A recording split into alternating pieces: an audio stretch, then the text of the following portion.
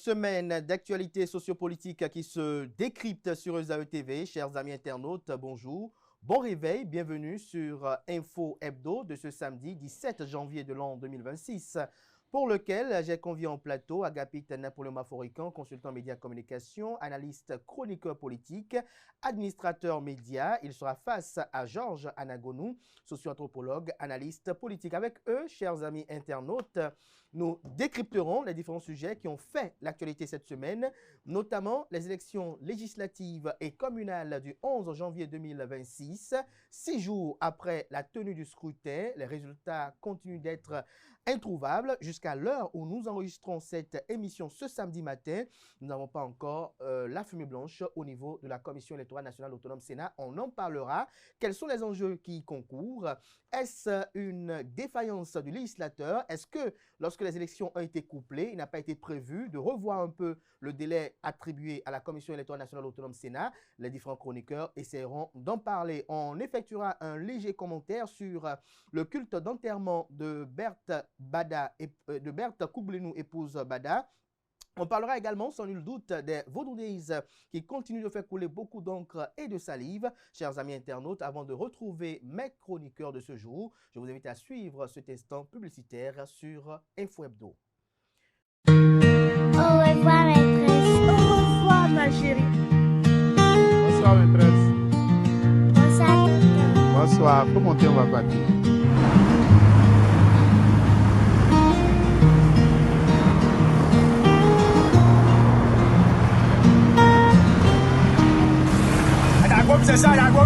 Chauffeur, il y a des deux carrefours d'après.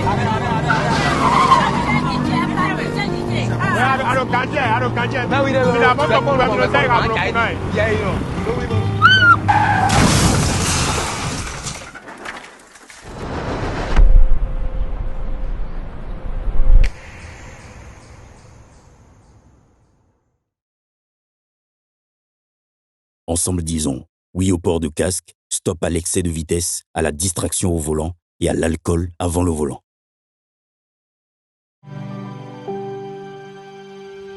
Tu viens d'avoir le bac ou tu veux te reconvertir dans un domaine d'avenir, faire le choix du numérique et rejoindre l'école supérieure d'administration, d'économie, de journalisme et des métiers de l'audiovisuel ESAE. De nouvelles filières sont disponibles dès cette rentrée: informatique et multimédia, informatique industrielle et maintenance, réseau informatique et télécommunications, système informatique et logiciel, sans oublier les filières initiales: administration générale, administration des finances, administration des affaires, sciences juridiques, sciences économiques, sciences de gestion, journalisme et métiers de l'audiovisuel. ESAE est disponible sur 4 sites: Cotonou-Badjoumende, Cotonou-Akpakpa, Abomey-Calavi et Parakou. Pourquoi choisir l'ESAE? Des formations conçues pour le marché de l'emploi, des enseignants expérimentés et passionnés, des infrastructures modernes avec équipement de pointe, des opportunités de stage et d'emploi garanties. Les inscriptions sont en cours et les places sont limitées. Ne rate pas ta chance. Donne vie à tes ambitions avec l'ESAE. Contacte-nous vite par appel ou par WhatsApp au 01 98 98 14 00 ou via email scolarité@esae.bj et visite notre site web www.esae.bj. Ton futur commence maintenant avec l'ESAE. Tu investis dans un avenir professionnel, concret et sécurisé. ESAE, l'excellence à un nom.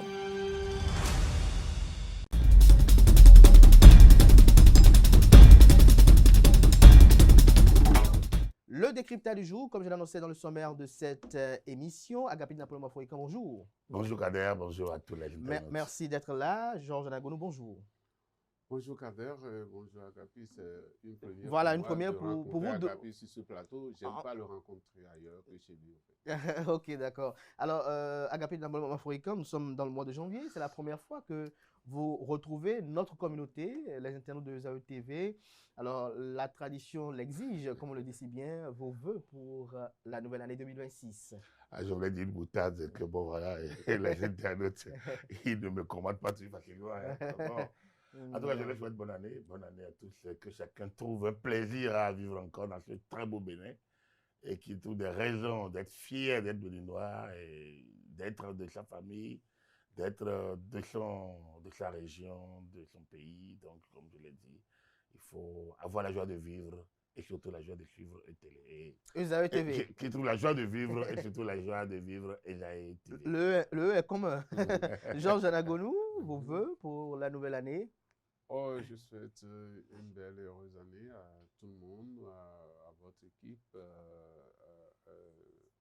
aux internautes qui nous regardent. Et ils sont nombreux, ça a augmenté de jour en jour. Et je voudrais profiter au niveau des internautes pour dire quelque chose. Vous savez, si vous permettez, nous sommes en début d'année, mais nous sommes aussi vers la fin d'une époque.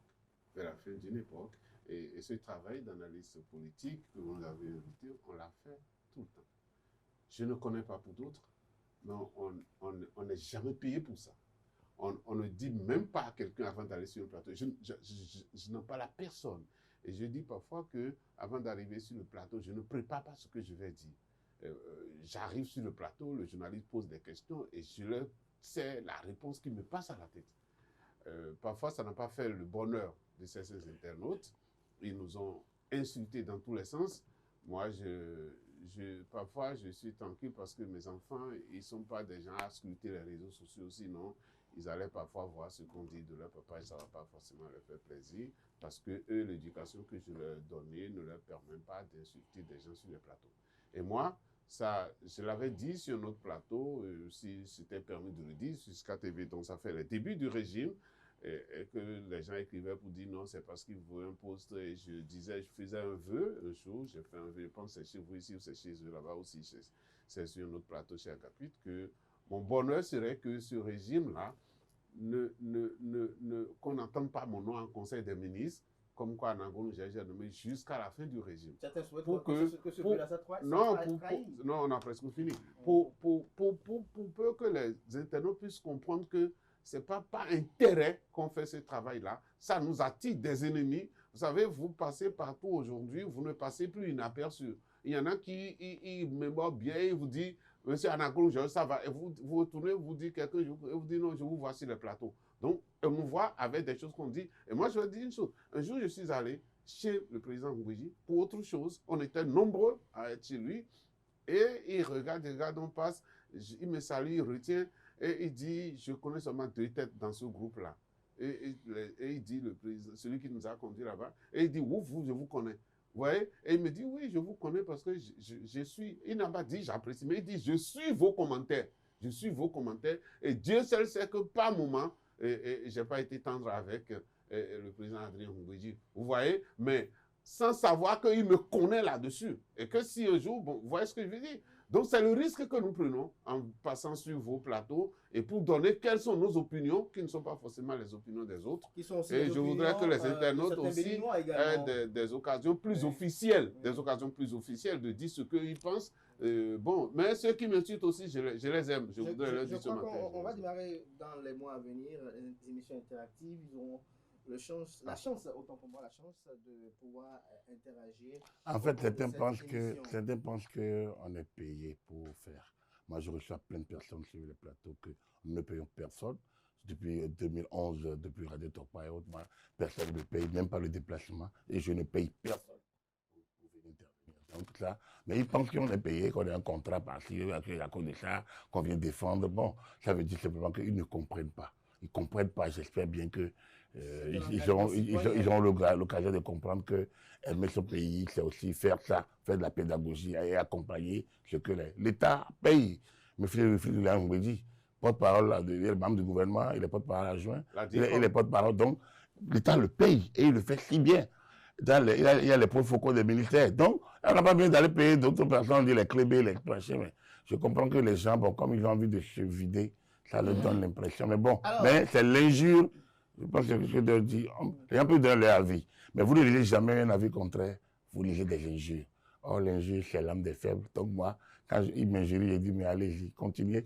Parce que ça veut dire que j'ai quelque chose de mieux que vous. Alors, allez, merci à vous. Continuez, voilà.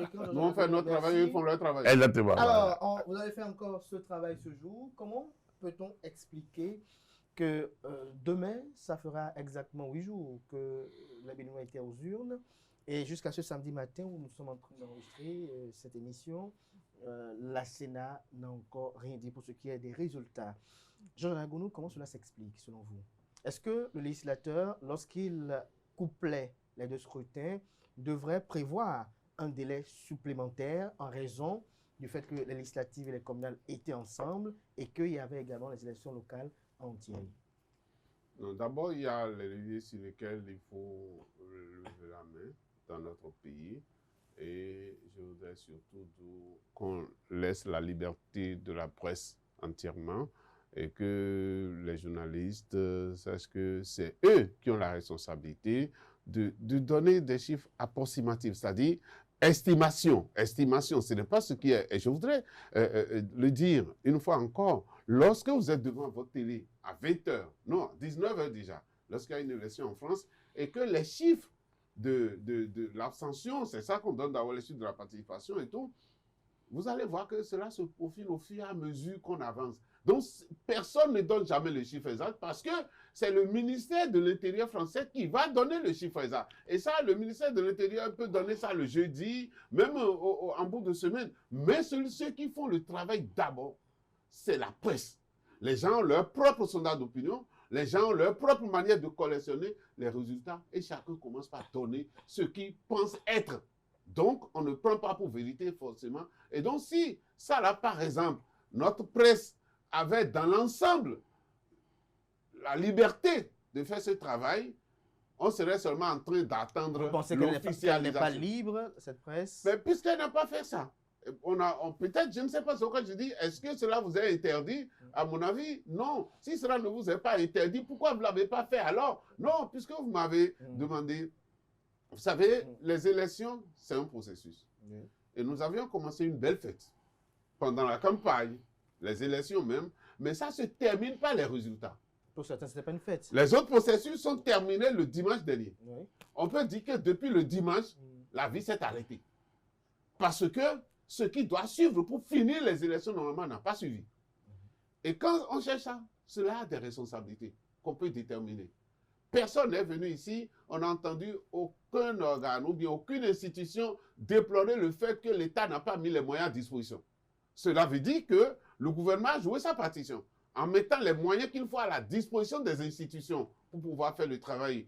Et les institutions, ceux qui les animent sont payés pour ça. Et moi, je pose une question ce matin.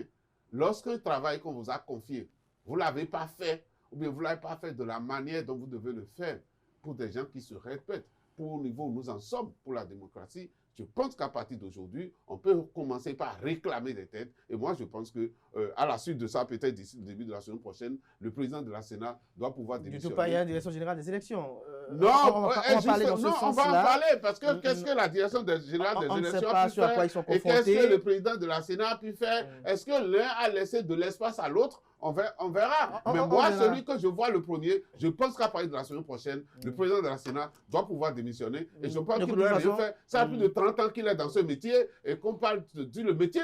C'est pourquoi j'ai aimé Sarkozy parler en France. Il dit la politique, c'est un métier que nous faisons et qui est difficile. Donc je pense que le président de la Sénat a fait ce métier difficile. Je le remercie. 30 ans après, il peut prendre la retraite. On ne va pas prendre en considération ces déclarations parce qu'on va attendre du côté de la Commission internationale autonome Sénat pour voir moi je les prends.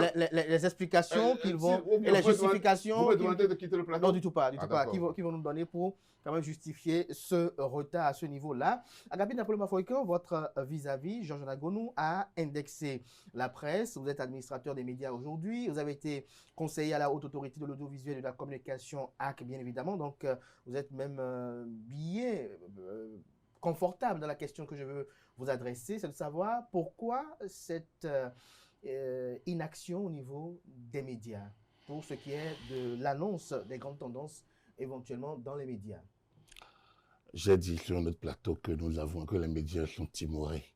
Ouais, les médias ont été timorés.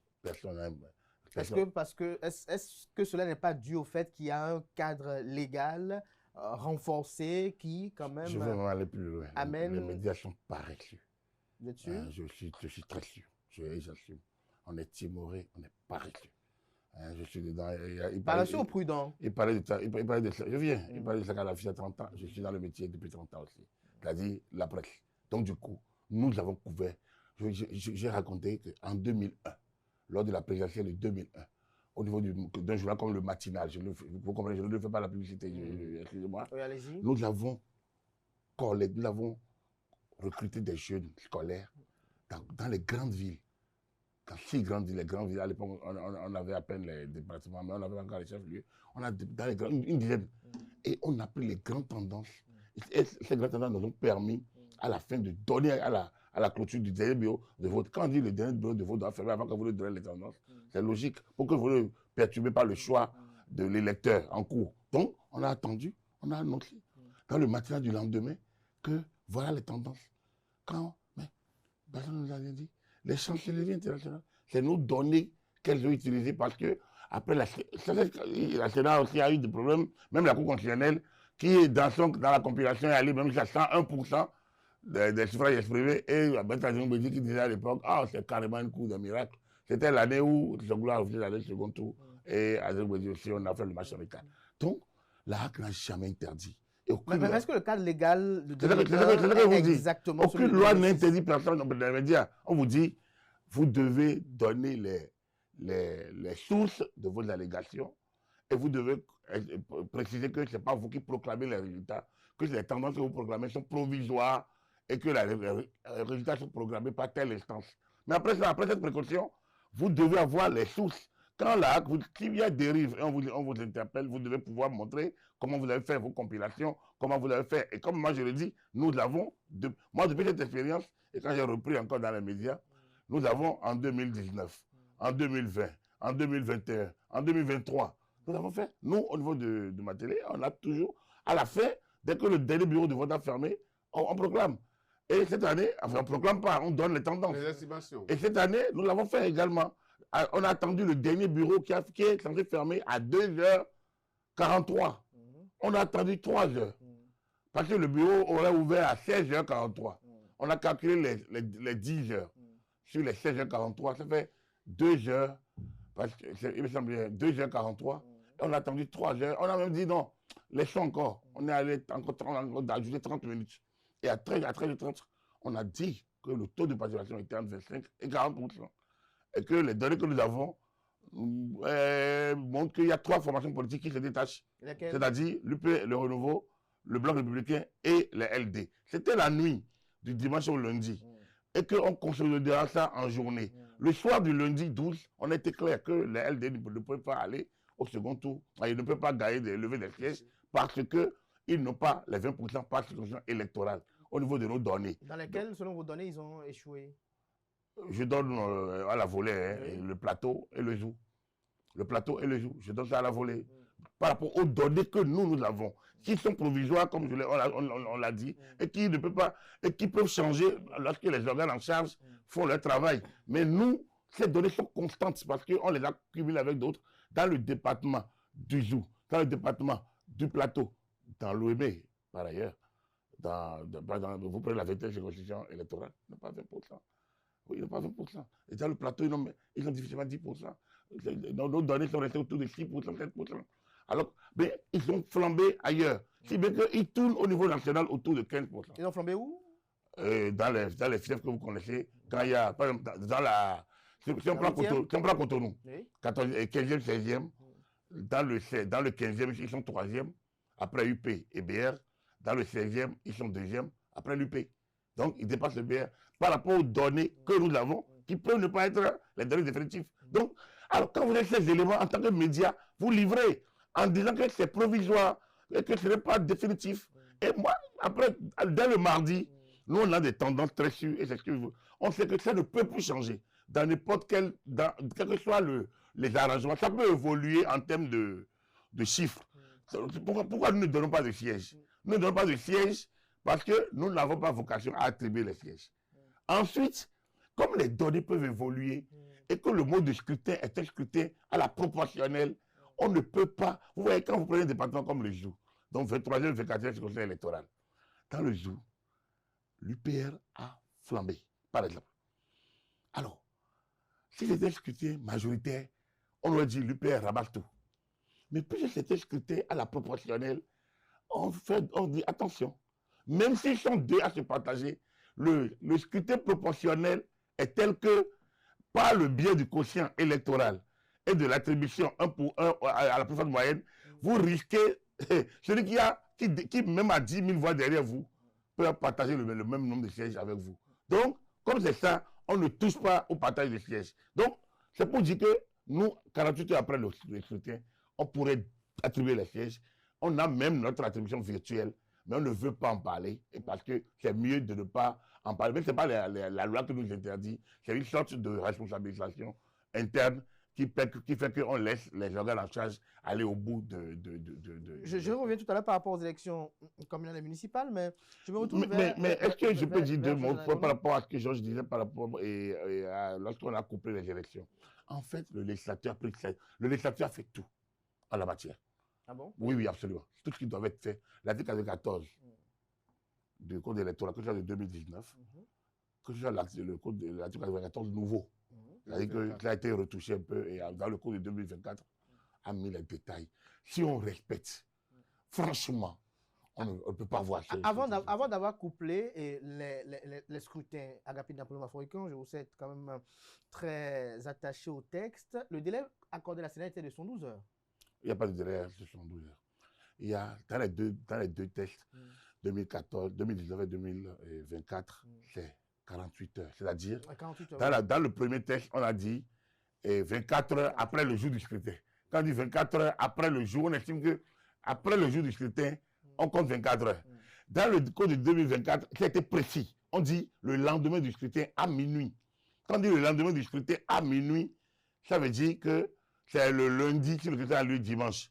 Puis le dimanche, c'est de 0 heure à minuit. Ça fait le jour du scrutin. Le lendemain du scrutin, c'est de minuit lundi, de 0 heure lundi à minuit, mardi, qui est 0 heure du mardi. Donc, en clair, on a 48 heures sur le dimanche du vote, et le lundi, ça fait 2 jours.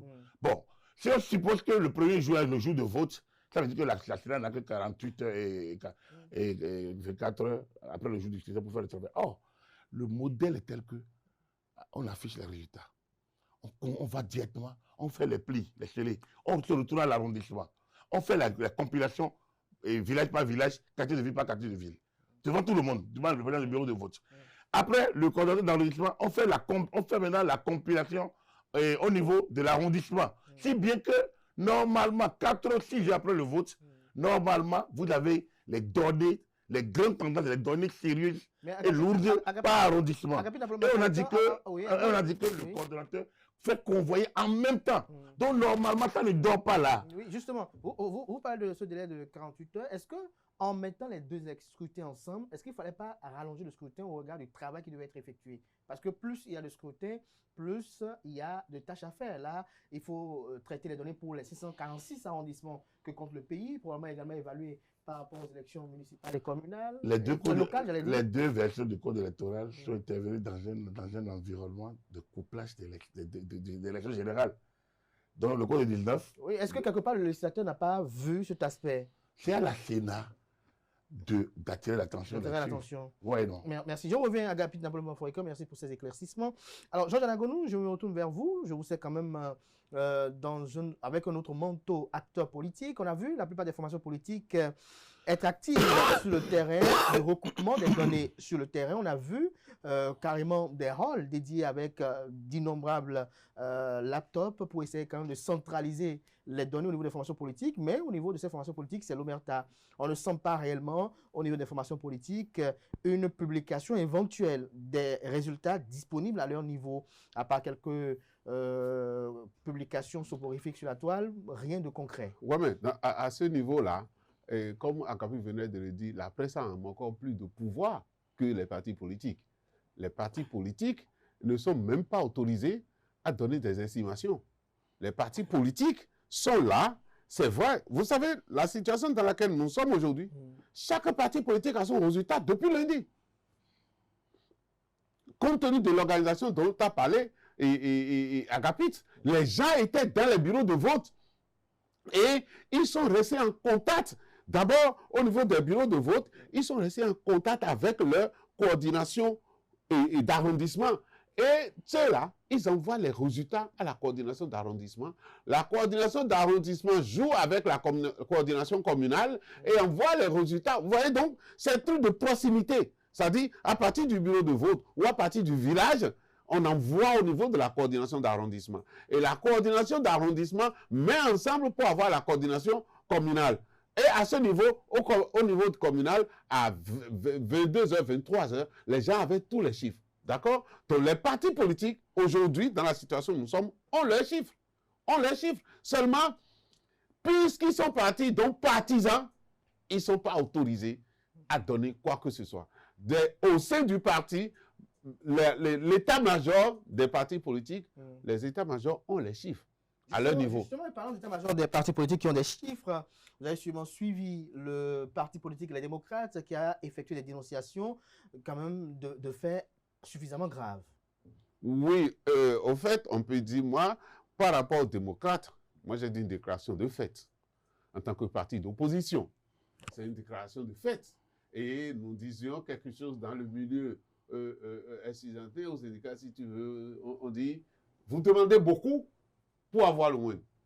Un parti d'opposition tire la sonnette d'alarme pour dire, attention, vous voulez, ceux qui sont en train de faire, ils veulent aller à tel endroit. Nous, on crie pour qu'ils n'aillent pas là-bas.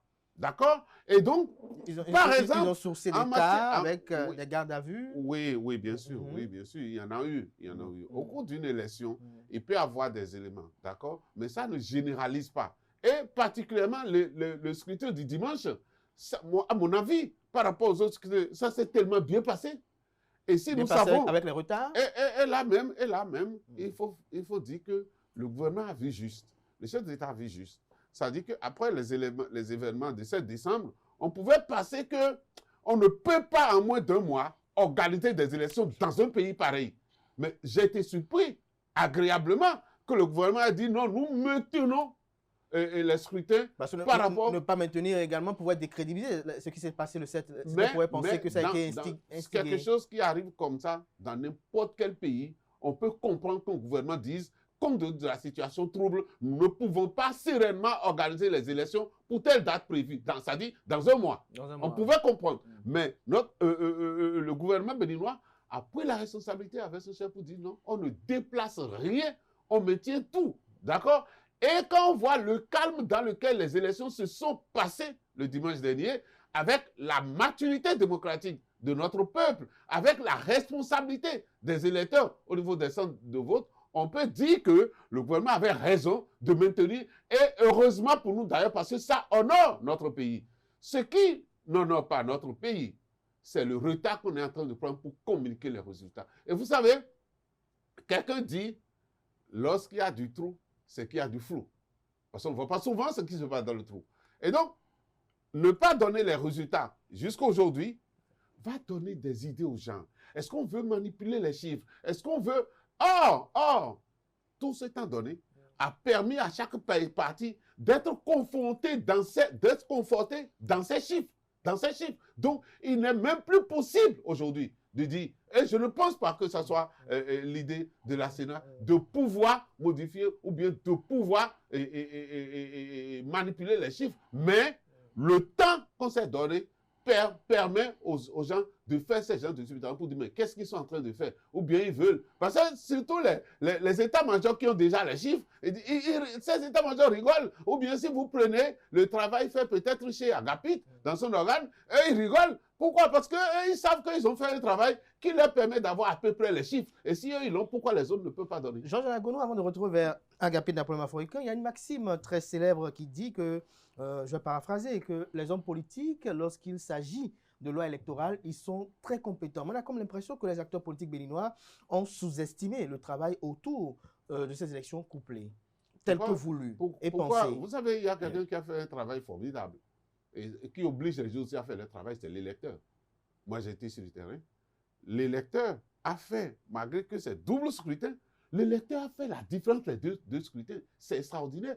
Moi, j'ai vu dans des bureaux de vote, l'électeur voter communal pour une tendance politique et pour les législatives voter pour une autre tendance. L'électeur, il vous l'a révélé?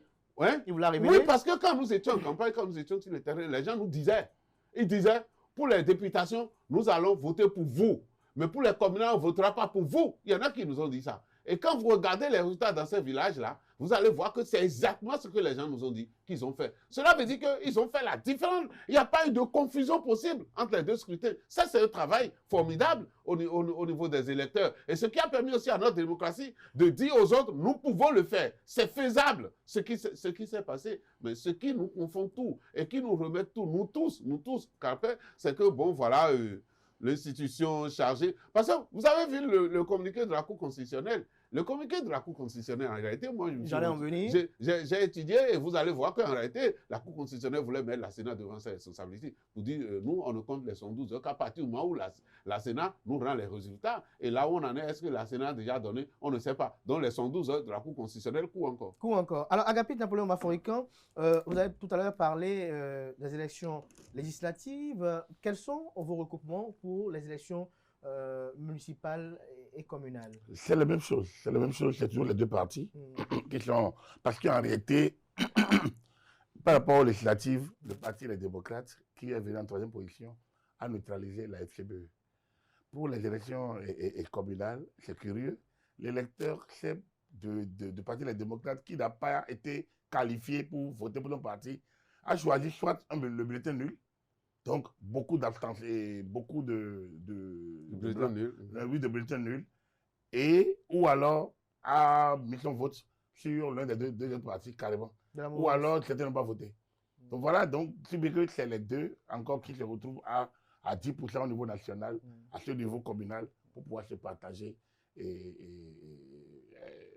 sièges. Et là également, l'UP nettement, l'UP a gagné plus de communes, a gagné de nouvelles communes.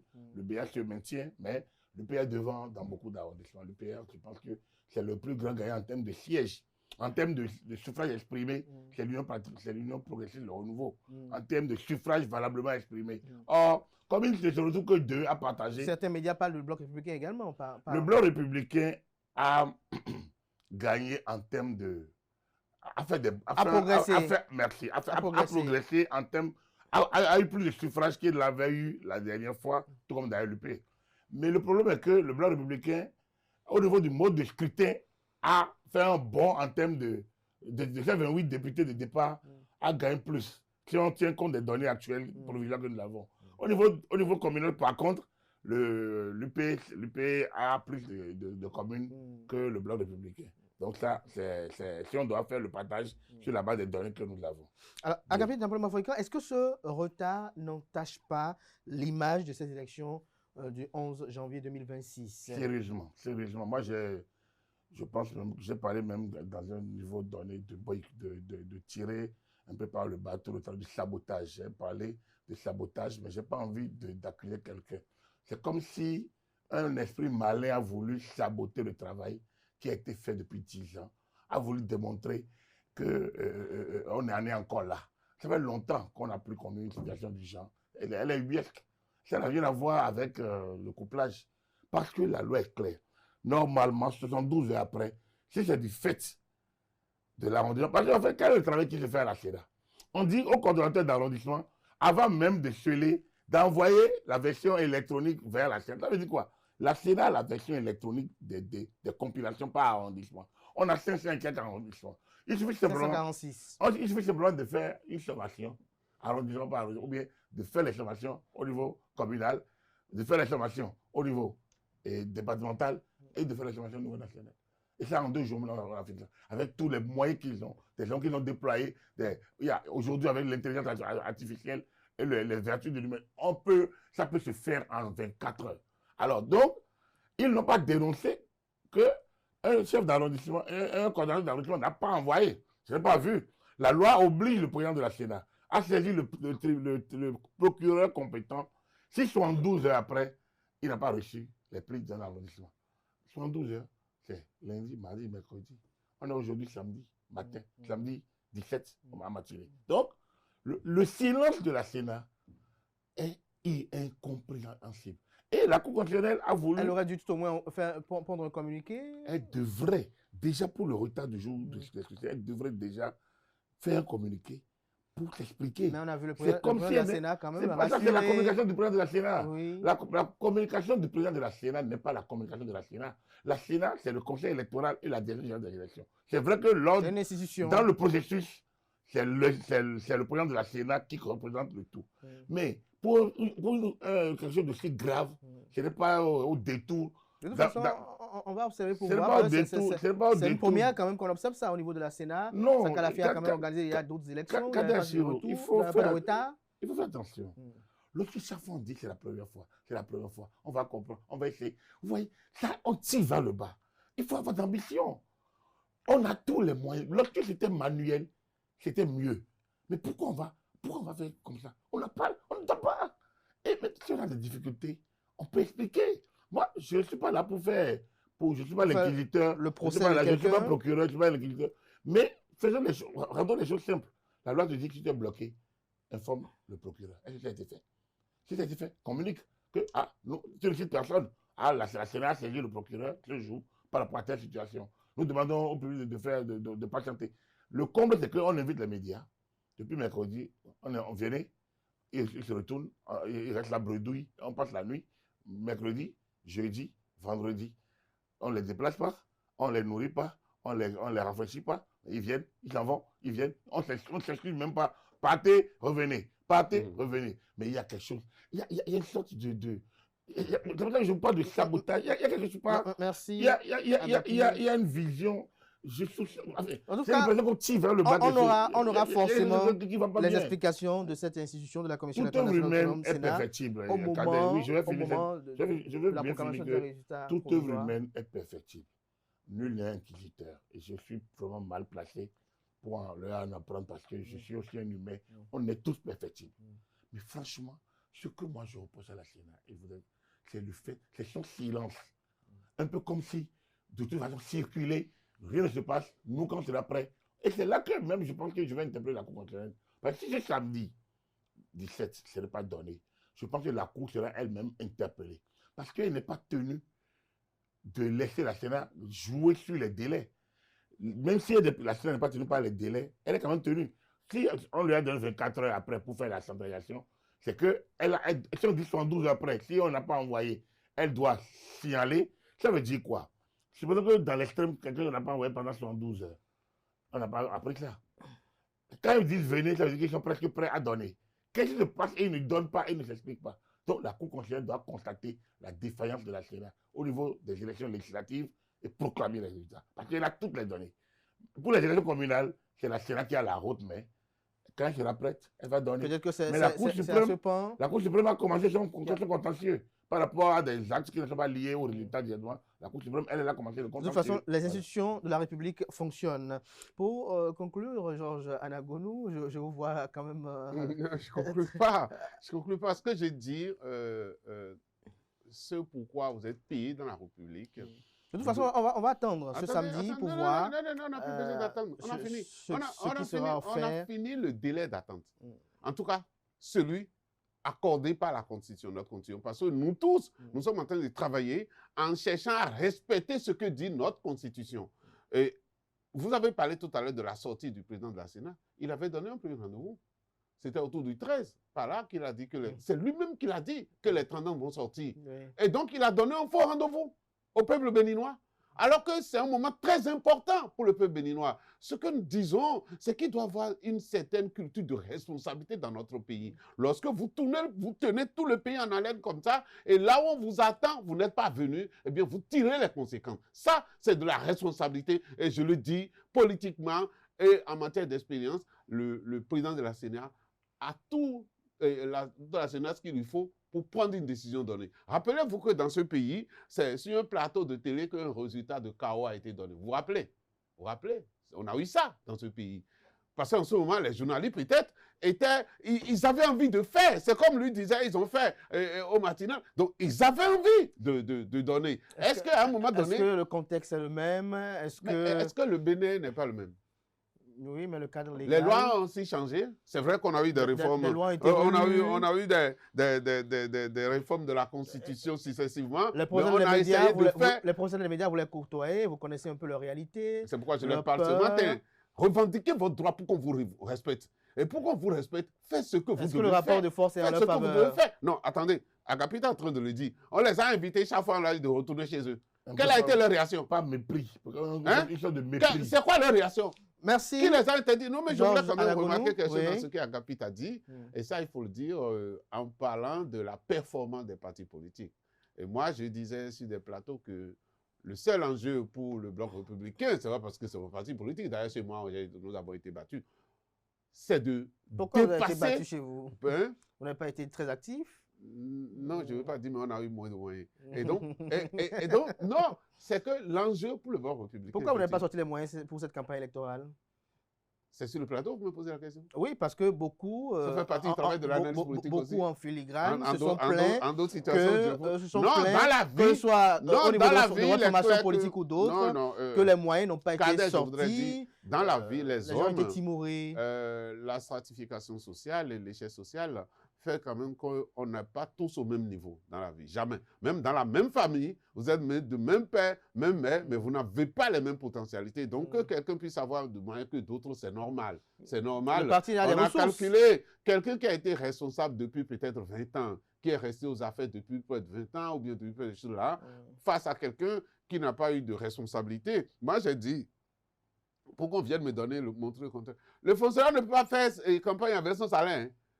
Et non, Mais aujourd'hui, les partis politiques ont les moyens. Voilà, c'est ce que je dis. Oui. Et les partis politiques n'ont pas les mêmes moyens aussi. Parce que la subvention de l'État est donnée pour atteindre voilà, des élus. ce que vous avez fait l'autre élection. Mais déjà, quelque chose vient d'abord. Déjà, ce qui n'était pas le cas dans le passé. On a un collègue, analyste politique, je vous l'ai dit sur ce plateau, qui fait souvent dire qu'on n'a pas donné les moyens en 2024. Moi, je ne suis pas allé chercher et je ne sais pas pourquoi. Mais je voudrais quand même faire le truc, le droit d'honneur à chose-là et le Bloc républicain. Si les informations que nous avons sont vérifiées après, donc c'est que le Bloc républicain a fait un très bon score au cours de des dernières élections. Et moi, j'ai dit que l'enjeu pour le Bloc républicain, c'est de rattraper son retard sur l'UPR. Et je pense qu'ils ont essayé de faire selon les estimations que nous avons aujourd'hui et que, enfin, c'est sûr que la Sénat aussi a ces estimations-là. Donc, ces élections-ci, Agapit disait, mais moi, j'ai compris aussi que l'électeur a fait ce qu'on appelle le vote utile.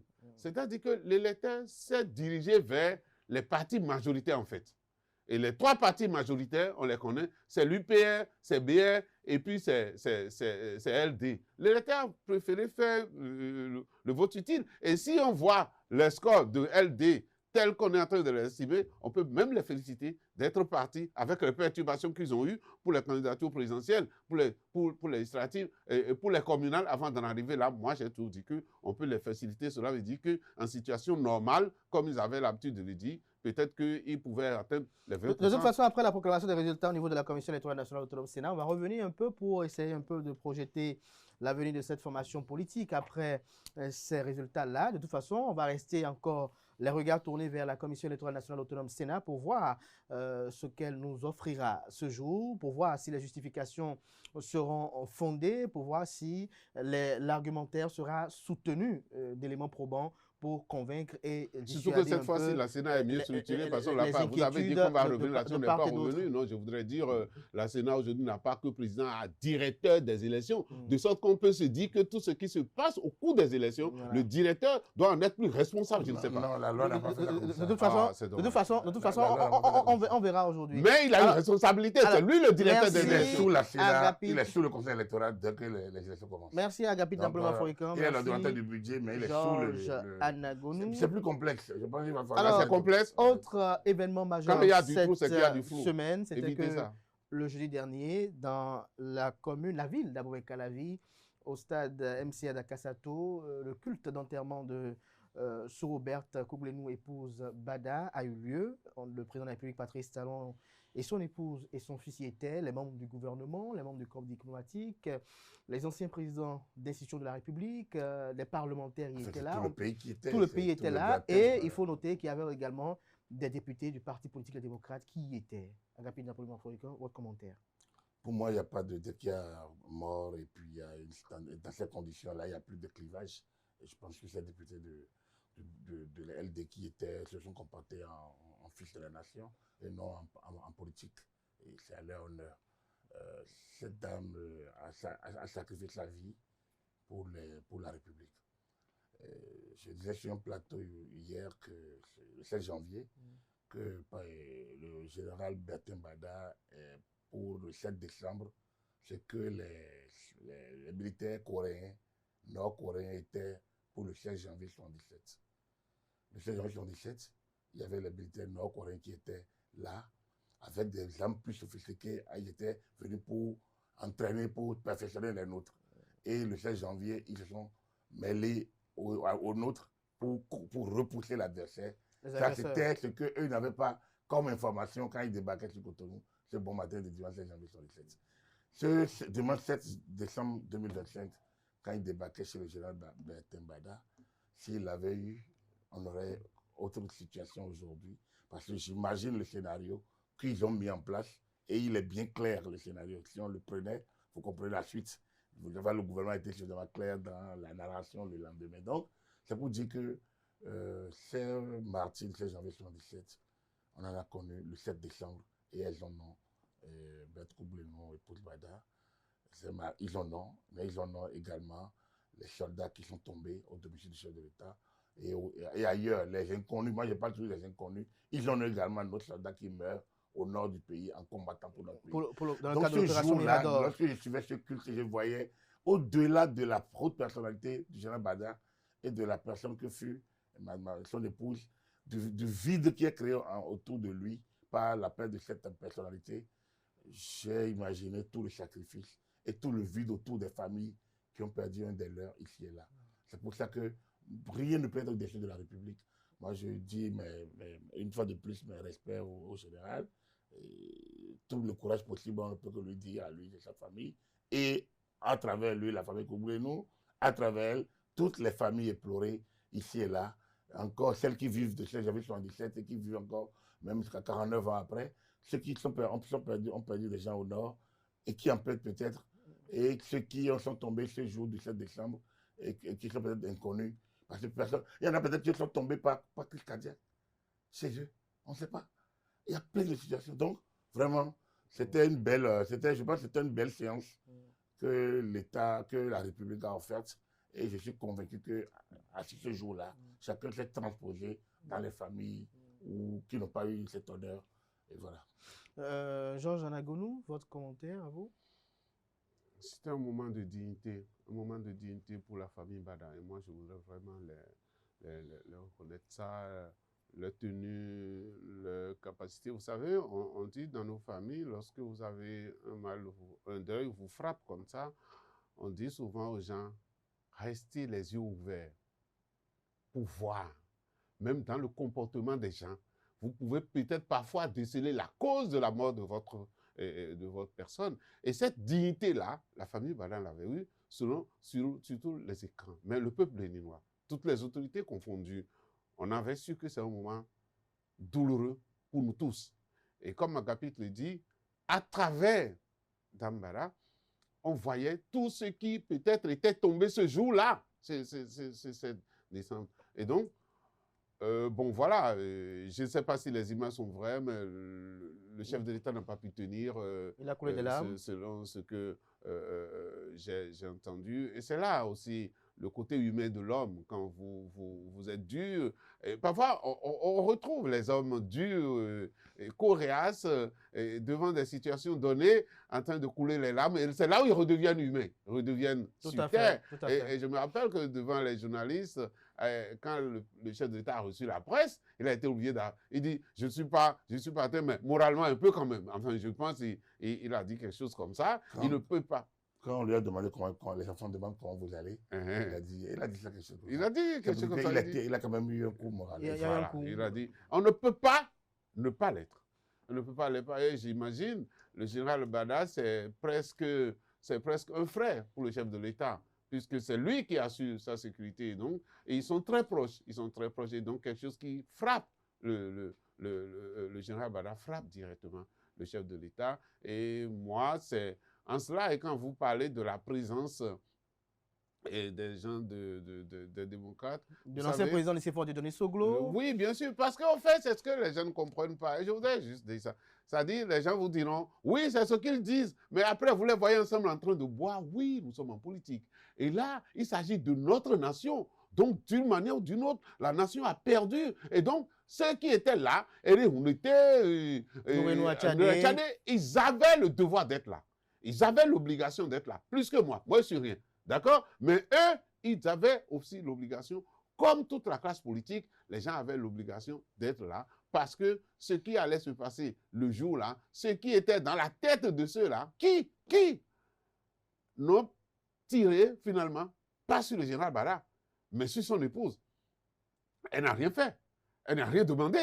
Elle n'avait pas des armes sur elle. elle était endormie chez Elle elle. était endormie chez elle, Attendant tranquille. de se réveiller le lendemain pour aller au culte. Donc, et puis je vais encore dire, je comprends alors mes parents qui parfois me réclament du soutien parce qu'en réalité, ce que Bada est, officiellement il est, mais ça a de conséquences sur sa famille. Et c'est ça la conséquence la plus dramatique, c'est celle que la famille vient de vivre. Je pense que c'était un moment solennel pour le peuple béninois hier de pouvoir rendre cet hommage-là.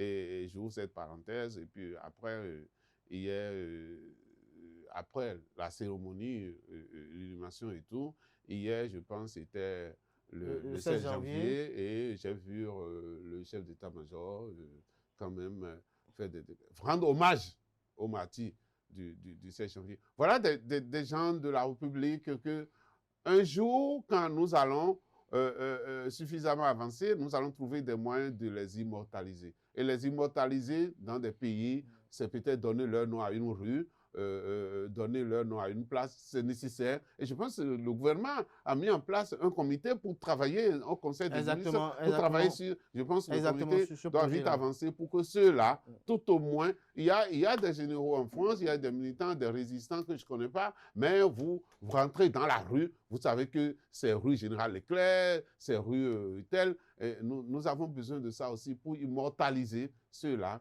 qui sont morts au nom de la République, et comme nous le disons, Dame Bada encore plus, elle n'est pas militaire, elle n'a pas d'armes, elle n'a rien fait, elle n'a rien demandé, et à cause peut-être de la responsabilité étatique de son mari, elle a été victime collatérale et c'était fatal. Nous devons tous nous recueillir devant ça, et c'est ce que la nation a eu à faire hier, par ses représentants. Jeudi dernier, par ses représentants qui étaient là. Et je pense que on n'a pas besoin de vous le dire, mais bon, voilà, ceux qui ont fait de ces reportages qui ont circulé sur la toile, vous voulez que je vous le dise?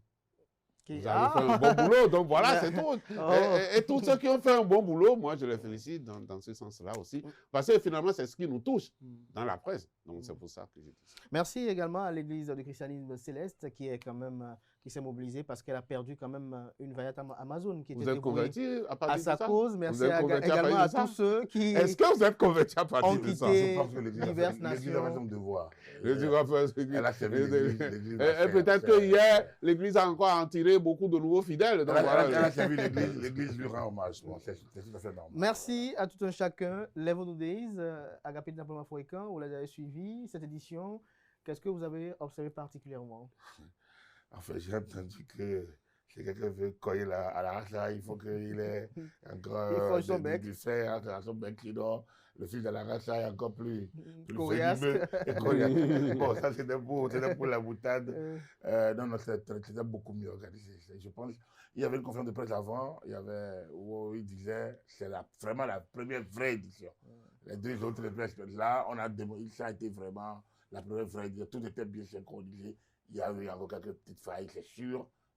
Mais honnêtement, c'était beaucoup mieux fait. Il n'y avait pas de Goslo. Belle chorégraphie par ici, beau tableau par là, un Tofa beaucoup plus, à mon avis, c'est fait avec plus de professionnalisme. Enfin, j'ai trouvé que cette édition a été mieux organisée, ce qui est normal.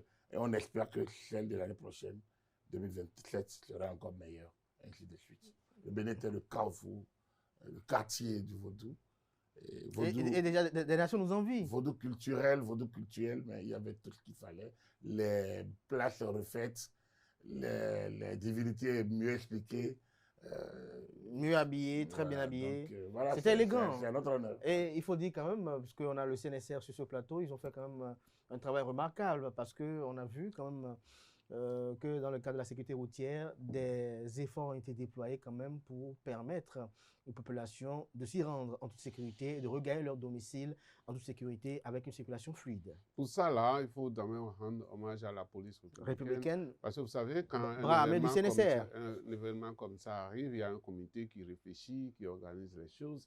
Et pour moi, en matière de sécurité routière, ils ont pris une bonne décision, ce comité-là, en disant que, en choisissant de mettre les parkings à l'entrée de la ville et de mettre à la disposition des festivaliers des bus qui puissent les déplacer, ça fait que si vous ne faites pas attention, vous allez croire qu'il y a eu moins de monde cette fois-ci qu'avant. Pourquoi? Parce qu'il n'y a plus d'embouteillage dans la ville. La circulation était fluide. Les bus qui sont censés faire la navette étaient en train de faire cela et c'est beaucoup d'argent que le gouvernement a dépensé pour ça, mais ça a permis à la fête d'être belle. Et maintenant, la police fait son travail et le Centre national de sécurité routière prête main forte à la police en ce moment-là. Là où la police peut mettre 2 personnes, le Centre national de sécurité routière les aide à mettre 4 personnes et en ce moment, ils font ensemble le travail pour pouvoir, mais nous disons aussi en même temps qu'en tant qu'institution civile, que notre présence sensibilise en même temps. Parce que qui voit le CNSR, c'est qu'on est en train de parler de la sécurité routière et que la police est en train de gérer le trafic. C'est de la responsabilité de la police de gérer le trafic. Donc, moi, je voudrais dire qu'à un moment donné, j'ai demandé aux collègues qui étaient l'année dernière, j'ai dit, mais est-ce qu'il y a moins de monde cette année que l'année dernière? Et ils ont dit non, il y a plus de monde cette fois-ci. Mais le trafic est si géré que la ville était fluide. Et donc, il n'y avait que les bus. On a mis à contribution les Cloboto. C'était extraordinaire aussi. Les tricycles. De les mettre à contribution. Et ça a joué son rôle. C'est vrai que pour encourager les gens, le chef d'État était le premier à entrer dedans. Ça montrait que le Cloboto qui a pris le chef de l'État le jour-là doit être heureux toute sa vie. Non, c'est comme un ami, mais un ministre marocain était venu ici. Il était à l'hôtel, mais il est sorti comme ça et il n'a rien dit à personne. Il est monté sur le ZIM. Et le ZIM a fait le tour de la ville avec lui et il me dit, et quand on est venu, quand il a descendu, j'ai demandé au ZIM, mais est-ce que vous savez qui vous avez pris? Et le monsieur a dit, non, vous avez pris le ministre marocain en charge des transports. Donc voilà, cette fois-ci, on a montré vraiment leur utilité dans la ville. C'est quand même pas le roi du Maroc.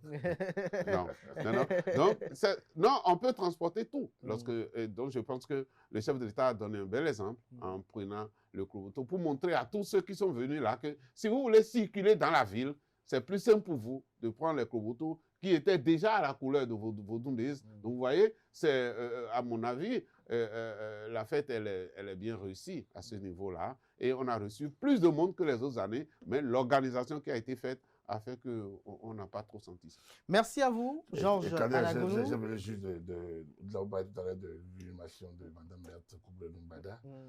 Je découvre qu'aujourd'hui, il y a eu les hommages. Et ce samedi 17, il y a les hommages au maître quartier Doutou Jean-Baptiste, qui était un pote à la résidence du chef de l'État. C'est bon d'en parler. C'est aujourd'hui pour lui aussi. Voilà, nous parlions tantôt parce que vous savez, ce qui avait été fait le jeudi représentait l'ensemble. Donc, du coup, nous avons spontanément fait le relais. Et je veux que la République rend hommage à ce soldat qui est tombé. Donc, du coup, c'était bien de le préciser. Merci à vous, Agapit Nablomo-Afroïcain, pour cette précision. Merci, Georges Anagonu. Je rappelle qu'Agapit Nablomo-Afroïcain est analyste, chroniqueur politique, administrateur média. Georges Anagonu, socio-anthropologue, analyste politique. C'était Info Hebdo de ce samedi. Merci pour l'attention. Portez-vous bien. On se donne rendez-vous pour notre rendez-vous média sur ESAE TV. Jusque-là, belle suite de programme sur ESAE TV.